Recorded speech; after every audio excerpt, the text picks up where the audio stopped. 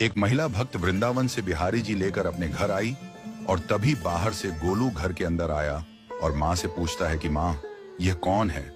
तो मैया ने बोला, ये भगवान हैं और ये ही हमारे मालिक हैं। अब तो घर में जब भी कोई नई चीज बनती तो सबसे पहले बिहारी जी को भोग लगता। पहले यह सब चीजें गोलू को सबसे पहले मिलती थीं।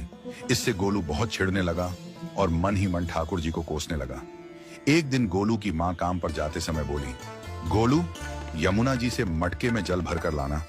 जब गोलू पानी भरने के लिए जाने लगा तो जाते जाते बिहारी जी को कहने लगा, खाने के लिए तो सबसे पहले तैयार रहते हो, लेकिन काम तो मुझे ही करना पड़ता है।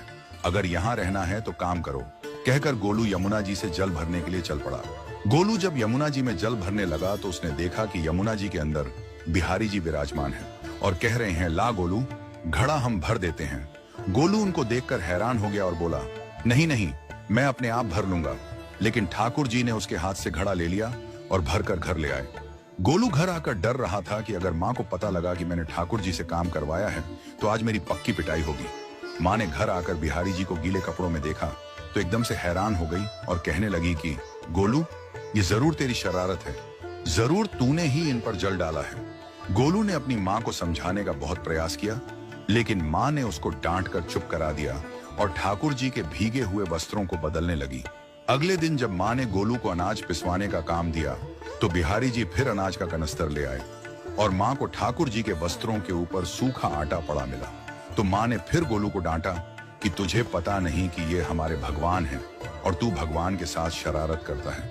आज तूने फिर इनके ऊपर आटा फेंका है। तो गोलू शपथ लेकर कहने लगा, नहीं माँ, मैंने कोई शरारत नहीं करी है। ये तो मेरे हाथ से गेहूं का कनस्तर लेकर खुद पिसवा कर आए हैं। गोलू की माँ आज बहुत गुस्सा हुई।